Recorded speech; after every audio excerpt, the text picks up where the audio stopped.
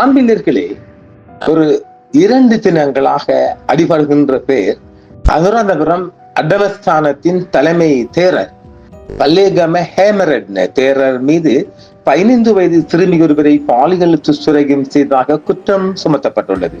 அடிபட்ட பேர் இல்லையா?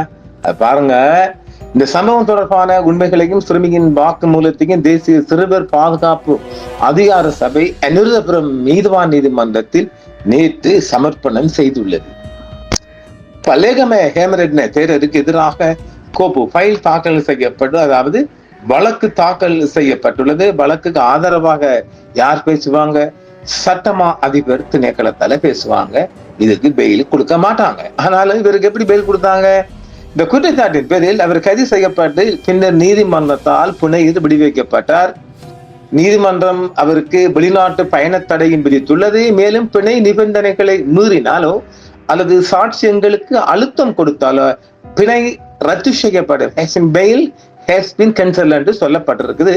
பிணை நிபந்தனை மீறிந்தால்தான் தடை, அவங்களுக்கு அவருக்கு ஒரு பிரியாண தடையும் வீத்திரார்கள், டிராவல் பேனும் போட்டுக்கிறாங்க. இவர் எங்க போற ஊருக்குள்ள. அப்ப ஆக இது ஒரு மிகப்பெரிய பணக்கார தேரர், செல்வாக்கான தேரர், அதுக்கும் இலங்கை அதிகாரத்தின் உச்ச அதிகாரத்தின் தலைமைஸ்தர்கள். நீங்க புரிஞ்சு கொள்ளுங்க, சில வார்த்தைகளை கோட்பட்ட தாரேன். அதாவது இலங்கை அதிகார மையத்தின் மிக உயர் இடத்தில் இருப்பவர்கள் எல்லாம் இவருக்கு ஆதரவாக கொடுக்கிறவர். இவரை மூஞ்சி கொஞ்சம் பாருங்க. அதுக்கு மேலே நான் சொல்ல விரும்பல, நீங்களே பார்த்து கொள்ளுங்க. வீடியோ சாரம், போட்டோ சாரம். இவரை நம்ம மோடி மக்கள் இருக்காரு இல்லையா, அவர் இதுல காலில் விழுந்து கும்பிட்டு போயிருக்குது. எங்க அது இதுல கால் இல்லையா, அது அந்த ஜந்து இந்த ஜந்துல கும்பிட்டு போயிருக்குது. எப்படிப்பட்ட ஜந்துக்களா இருக்கும்? சரி, இப்ப நாம சட்டத்தையும் பார்க்க போறோம். இதுக்கு பின்னால நடந்த அதாவது இதுவரையும் வெளிவராத மர்மங்களையும் தரோம். கொஞ்சம் கொஞ்சமா வெட்டி தாரோம். நீங்களாக புரிந்து கொள்ளுங்க மக்களே. அடமஸ்தானாதிபதி பல்லேகம ஹேமரட்ன தேரர் கைது. அனுராதபுரம் அடமஸ்தானத்தின், அதாவது அடமஸ்தானம் என்பது அந்த அதாவது அனுராதபுரம் என்பாலே அதுக்கு நம்ம செய்திக்குள்ள நிறைய போகணும், சோட்டா சொல்ல வரோம். மிகப்பெரிய புனித ஸ்தலத்தின் தேரர் அப்படிதான் சொல்ல. அதுக்கு மேல நான் சொல்ல விரும்பலாங்க. அப்ப இதுக்கு பிறகு நிறைய இருக்கு. பல்லேகம ஹேமரட்ன பேரு ஹேமரட்ன தேரர் எதிரான குழந்தை துஷ்பிரயோக வழக்கு நேற்று அனுராதபுரம் மேஜிஸ்ட்ரேட் நீதிமன்றத்தில் விசாரணைக்கு எடுக்கப்பட்டது. மீண்டும் தேசிய பாதுகாப்பு, அதாவது தேசிய குழந்தைகள் பாதுகாப்பு ஆணையத்தின் டைரக்டர் இயக்குனர் சஜீவனி அபேகோன் புகார்தாரர் கம்ப்ளைண்டர் சார்பில் சாட்சியங்களை நீதிமன்றத்தில் முன்வைத்தார். அவர் தனது சாட்சிய உரையில் அழகா சொல்லுகிறார். பாருங்க, இல்ல ஒரு விடயம் என்னண்டா, அவ போலீசார குற்றம் சாட்டுறாங்க. நல்லா வேண்டிக் கொள்ளுங்க, இது நடந்த உண்மையை மட்டும்தான். அதாவது அந்த பெண்மணி யாரு, இந்த போர்டர், இந்த சைல்ட் ப்ரொடெக்ஷன் போர்டர் டைரக்டர் அதாவது சஜீவனி அபேகோன், இவர் லேடிமா. இந்த லேடிமா போலீசார குறை சொல்றாங்க. ஆனால் போலீசார்கள் மிக நுணுக்கமான முறையில் கையாண்டாங்க என்று சொல்லப்படுது. இரண்டுக்கு நம்புறதில்ல.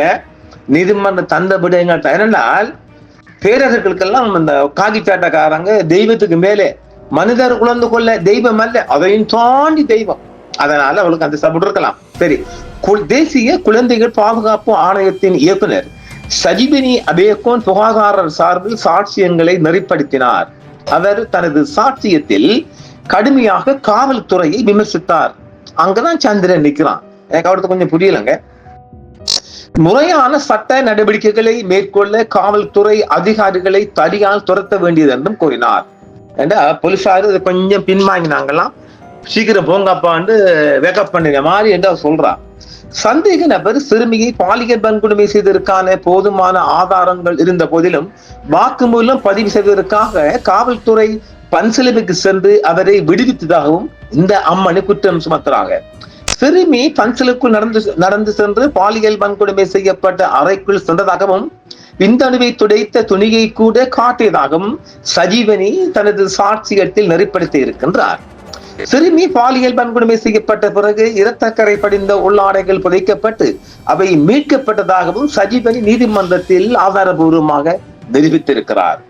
சில சமயங்களில் 3 நாட்களுக்கு ஒரு முறை சிறுமி அங்கு வரவழைக்கப்பட்டு பாலியல் வன்கொடுமை செய்யப்பட்டதாகவும் அவர் குற்றம் சுமத்தியிருக்கின்றார். இதேவேளை சந்தேக நபரான இந்த தேரர் ஹேமந்த தேரர் சிறுமிக்கும் இடையிலான 84 தொலைபேசி உரையாடல்கள் கண்டெடுக்கப்பட்டுள்ளதாகவும் அவைகள் பதிவு செய்யப்பட்டதாகவும் புரொடக்ஷன் டைரக்டர் சொல்றாங்க. இத்தகைய வலுவான ஆதாரங்கள் இருந்த போதிலும் சந்தேகத்துக்குரிய துறவியின் கைது தாமதமாட்டதா கேட்கிறா. ஏன் நீங்க டிலே பண்ணினாங்கன்னு கேட்கிறா. நியாயமான கேள்விதானே. மேலும் காவல்துறை சட்டத்தை மீறி உள்ளதாக அவர் குற்றம் சுமத்துகின்றார். குற்றத்தை சுமத்துறார். சஜிபெனி அமீர்கான் காவல்துறைக்கு எதிராக சுமத்தியுள்ள குற்றச்சாட்டுகள் குறித்து நாம் ஒரு காவல்துறை உயர்தில் சொல்றாரு, குழந்தைகள் மற்றும் பெண்கள் பாதுகாப்பு குறித்து காவல்துறை அதிகாரிகளுக்கு பயிற்சி வகுப்புகள் நடத்துவர் இந்த சஜிபெனி அபேகோன் தான். குழந்தைகள் பாதுகாப்பில் சஜிபெனி அபேகோனுக்கு சந்தேகத்துக்குரிய பின்னணி உள்ளது என்று அவருக்கு ஒரு நல்ல சம்பளம், ஒவ்வொரு ட்ரைனிங் போது சம்பளம் கிடைக்குதுன்னு சொல்றாங்க. இசாலினி ஹெட்டஹெனா நம்ம பார்த்திருப்போமே, ஜேபிபிர ஒரு வேட்பாளர் ஆசிரியர், அவர் ட்விட்டரி ஆசிரியர் இல்ல, அவரோட ட்விட்டரில் நடந்த நல்ல பையன் தமிழ் படியன், அவரோட ட்விட்டரில் நடந்த ஹொட்டஹென சிறுமி ஒரு கேஸ் போயிடுச்சு இல்ல, அவனோட பேரு அது ஒரு கேஸ் இருக்குது. வெளிமட அரபு, அதாவது முஸ்லிம் அரபு கல்லூரி ஒரு மாணவ பையனை கொண்டாடுகள் இல்லையா, 2 மாதத்துக்கு முதல்ல பார்த்திருப்போமே. 2 months ago, a 12 years old Muslim child was murdered in Welimada மதர்ஷா ஸ்கூல்ல. நடந்துச்சா? ஏதாவது வெளிவந்துச்சா? சட்டம் என்ன செஞ்சிச்சா? காசை கொடுத்து அமர்த்திட்டாங்கன்னு ஒரு கதை பரவலா வருதுங்க. அதை நம்ம சொல்லலைங்க. சரி, மோசடி, அதாவது குழந்தை பண்ணை மோசடி போன்ற குழந்தை மரண வழக்குகளில் காவல்துறை உரிய சட்ட நடவடிக்கைகளை பின்பற்ற முயன்ற போது சஜீவனி, இந்த வாரம் இந்த அம்மணி சஜீவனி குற்றம் சாட்டப்பட்ட தரப்பினருக்கு ஆதரவு அளித்ததாக தெரிகிறது. இவையேன் ஆதரவு அளிக்கிறா? அது ஒரு முஸ்லிம் மத்ரஸா, அதுக்கு இவேன் ஆதரவு அளிக்கிறா? இன்னைக்கு நீங்க பார்த்துக்கொள்ளுங்கப்பா, அதை நான் சொல்லல. சரி, பல்லேகம ஹேமரட்ன தேரே வழக்கு தொடர்பாக சஜீவனி அபேகோன் காவல்துறைக்கு எதிராக கூறியுள்ள குற்றச்சாட்டுகள் ஆதாரமற்றவை என்று ஒரு போலீஸ் தரப்பால சொல்லப்படுது. இதில் நல்ல கேட்டதான் இது உண்மை வழங்க. நீதித்துறை நடுவர் தகவல் தெரிவித்த உடனேயே காவல்துறை அந்த பெண்ணிடம் வாக்குமூலம் பெற்றுள்ளது. யாரு? இந்த ஹேமந்த தேரருக்கு நடந்த குற்றச்சாட்டுல. அதைத் தொடர்ந்து சந்தேகத்திற்குரிய துறவியை கைது செய்ததற்காக 2 காவல்துறை குழுக்கள் அனுராதபுரம் சென்றுள்ளன. இருப்பினும் ஒரு இலங்கையின் மிக உச்ச அதிகார பீடம் ஒன்று தலையிட்டால் 2 காவல்துறை குழுக்களும் திருப்பி வந்துள்ளன. மேலும் நீதிமன்ற உத்தரவு என்று சந்தேகத்திற்குரிய துறவை கைது செய்ய வேண்டாம் என்றும் அந்த உச்ச உயர்விடம் கொடுத்திருக்கி. யார் அந்த உச்சபீடம்? யார் அந்த அதிகார மையம்? அண்ணே, போலீஸ் அடிச்சுக்கிட நான் சொல்ல மாட்டேன். சரி, காவல்துறையினர் அதிகார படிநிலைக்கும் நீதிமன்ற உத்தரவுகளுக்கும் கீழ்ப்படிந்தது என்று சிரேஷ்ட ஒரு காவல்துறை அதிகாரி சுட்டி காட்டியிருக்கின்றார். காவல்துறையினர் ஏதேனும் அலட்சியம் செய்திருந்தால் அவர்களை தடியால் தாக்காமல் சட்ட நடவடிக்கை எடுக்க வேண்டும் என்றும் அவர் சுட்டி காட்டினார். இந்த சமயத்தில் சஜீவனி அபேகோன் யாரு? குழந்தைகள் பாதுகாப்பு அதிகார சபையின் பணிப்பாளர் வேறு விதமாக ஆட்டத்தை ஆடுகிறார் என்றும் ஒரு காவல்துறை அதிகாரி சொல்லி இருக்கின்றார். பல காவல்துறை அதிகாரியுடன் தொடர்பு வைத்துக் கொண்டு தன் வாழ்க்கையை நாசமாக்கி கொண்ட சஜீவனி இப்போது அஸ்தமஸ்தான வழக்கின் மூலம் காவல்துறை அதிகாரிகள் மீது தன் வெறுப்பை காட்டுகிறார் என்றும் ஒரு காவல்துறை அதிகாரி குற்றம் சுமத்துகிறார். ஆக இன்னும் இருக்குது நிறைய, நாம் கொஞ்சம் ஷோர்ட்டா போயிடுவோம். ஆக போலீசார் நடவடிக்கை எடுக்க முயன்ற போது இலங்கையின் மிக உயர் அதிகார மையம் ஒன்று போலீசாரை தடுத்திருது. என்றால் இந்த ஆசாமி தேரர் இருக்க இல்லையா, அவர் மகிந்தர் காலம் தொட்டு மிக செல்வாக்கு கொண்டவர். இவரை கருத்த கால போய் எல்லாரும் நக்கிட்டு வராங்க. கருத்த கால தானே வராயினி, எல்லாரும் போய் நக்கி கைய காலை பிடிச்சிட்டு வராங்க. அதுல வேற மோடி மஸ்தான்ஜியும் வந்து நாசமா போக, அதுக்கும் வந்து அதுல காலை நக்கிட்டு போயிருக்கு. அப்ப இவர் ஒரு செல்வாக்குள்ள ஆள் தானே, பணம் இருக்குது, செல்வாக்கு இருக்குது, மாவட்ட போலீஸ் பந்தோபஸ்து எல்லாம் இருக்கிறதால அவர் தன்னை பணத்தை வச்சு சாதிச்சாரா என்ற கேள்விக்கு நமக்கு வருது இல்லையா? அனுராதபுரம் பிரதம நீதிபதி மற்றும் மேலதிக மாவட்ட நீதிபதி அவர்கள் சிறுமியை துன்புறுத்திய குற்றச்சாட்டின் பேரில் காவலில் வைக்கப்பட்டிருந்த அனுராதபுர ஆதமஸ்தானபதி பல்லேகம ஹேமரட்ன தேரரையும் பணத்திற்காக தன் மகளை துன்புறுத்தலுக்கு உடந்தையாக இருந்த குற்றச்சாட்டின் பேரில் காவலில் வைக்கப்பட்டிருந்த பாதிக்கப்பட்ட சிறுமியின் தாயாரையும் கடுமையான பிணை நிபந்தனைகளின் பேரில் விடுவிக்குமாறு 22 நேற்று வெள்ளிக்கிழமை உத்தரவிடப்பட்டது. இதுக்கு பணம் கொடுக்கலாமா?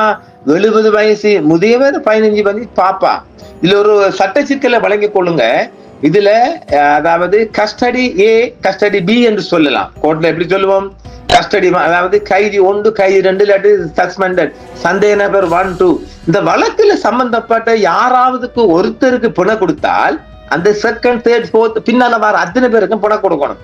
இதுதான் அந்த சட்டம். அப்ப தேரரை விடுதலை சேர்ந்தா தாயை விடுவானுங்களா? அவங்க விடுதலை ஆயிட்டா. அது சட்டத்தில் உள்ள ஒரு ஓட்டை. அது நம்ம அதுக்கு மேல பேச முடியாங்க. சரி, அதன்படி சந்தேக நபரான பல்லேகமை ஹேமரட்ன தேரருக்கு தலா 5 மில்லியன் மதிப்புள்ள 2 ஜாமீன்களை நிர்ணயித்த பிரதம நீதிபதி அவர்கள் 1 லட்சம் ரொக்க பிணையையும் நிர்ணயித்தார். சந்தேக நபரான பல்லேகமை ஹேமரட்ன தேரர் வெளிநாடு செல்வதை தடுக்கும் வகையில் குடிவரவு மற்றும் குடியாழ்வு இமிகிரேஷன் கோட்டாளருக்கு ஒரு தடை உத்தரவும் பிறப்பித்த பிறகு சாட்சிகளை பாதிக்க வேண்டாம் என்றும் அவரை கடுமையாக எச்சரிக்கப்பட்டு தேரர் விடுதலை செய்யப்பட்டார். இப்ப தேரர் போயிட்டு வாட்ல நிம்மதியா படுத்தாரா? அதாவது 70 வயசுல வார வருத்தம் காக்க அந்த அண்ணா வலி, காக்க வலி, அந்த வலி, மங்கி வலி, ஒங்கி வலி, எல்லா வலியும் அப்ப வந்துடும். அதுக்கு வந்து போய் படுத்தார்.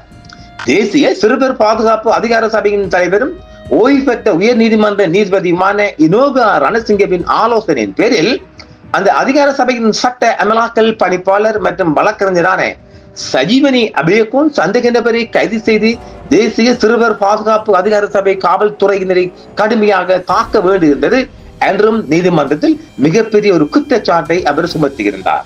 மேலும் போதுமான மற்றும் ஏற்கத்தக்க ஆதாரங்களுடன் அந்த சிறுமி வாக்குமூலம் அளித்த பின்னரே சந்தேக நபரான வணக்கத்துக்குரிய பல்லேகம ஹேமரட்ன அவரை பாலியல் வன்கொடுமை செய்த பன்தலபுக்கு காவல்துறை சென்று தேரோவை விடுவித்ததாகவும் அந்த வழக்கு சொல்றார். இப்ப இவ கோர்ட்ல, ஓபன் கோர்ட்ல சொல்றா, இவ்வளவு குற்றம் சுமத்தி போலீசார் என்னென்று இவங்களை புனப்படுத்த கேட்கிற நியாயமான கேள்வியானே. அப்ப என்னென்று இந்த அம்மணி மேல குற்றத்தை சுமத்தலாம்? எங்கே நமக்கு உதைக்குது இல்லை, எனக்கு தெரியலப்பா. சரி, அந்த சிறுமிக்கும் துறவிக்கும் இடையே 84 தொலைபேசி உரையாடல்கள் மேற்கொண்டதாகவும் ரெக்கார்ட் செய்யப்படுறதுக்கு போன் ரெக்கார்டிங்.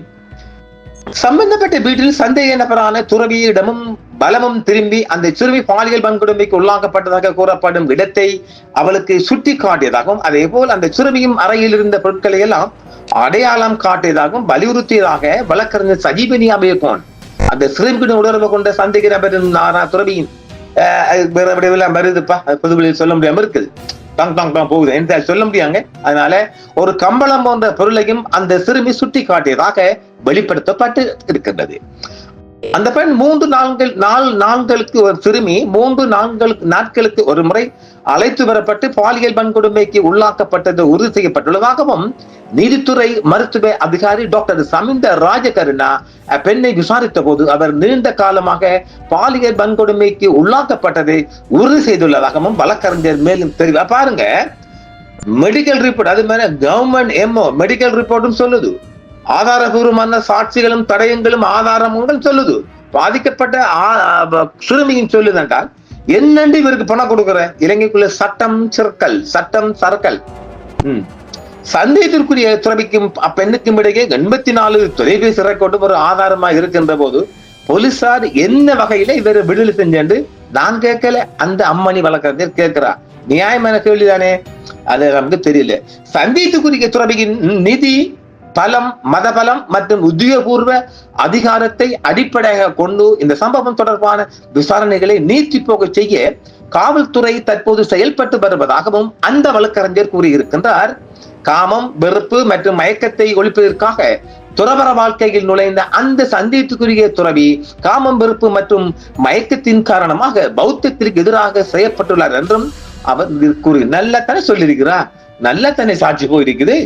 இந்த சந்தேகத்துக்குரிய துறவி பாதிக்கப்பட்ட சிறுமி எப்படி நடத்தியுள்ளார்? அவரை கைது செய்ய நீதிமன்றம் பிடியாணை பிறப்பித்த போது இல்லாத ஒரு திடீர் நோய் அந்த சந்தேகத்திற்குரிய துறவிக்கு ஏற்பட்டது இந்த நிகழ்வுகளின் தொடர் தெளிவாக காட்டுகிறது என்றும் அந்த வழக்கறிஞர் கூறியிருக்கின்றார்.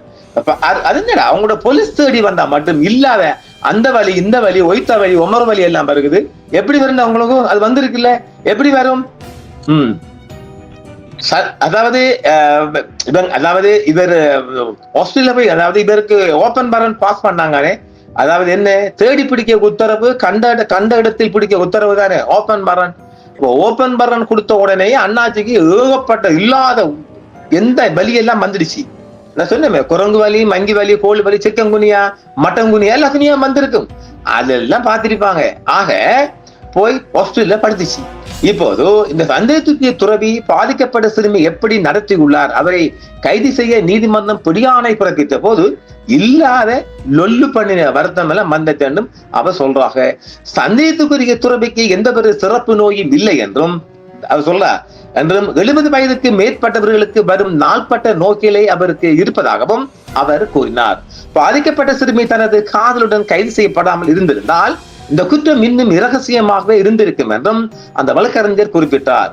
சந்தேகத்திற்கு துறவியின் மத மற்றும் சமூக செல்வாக்கின் காரணமாக பெரும்பாலான ஊடகங்கள் இந்த செய்திகள் குறித்து மௌனமே காத்துட்டாங்க. இது எப்படி இருக்கு? எங்கேயுமே எதுவுமே சொல்லல, எல்லாம் காப்பாத்திட்டாங்க.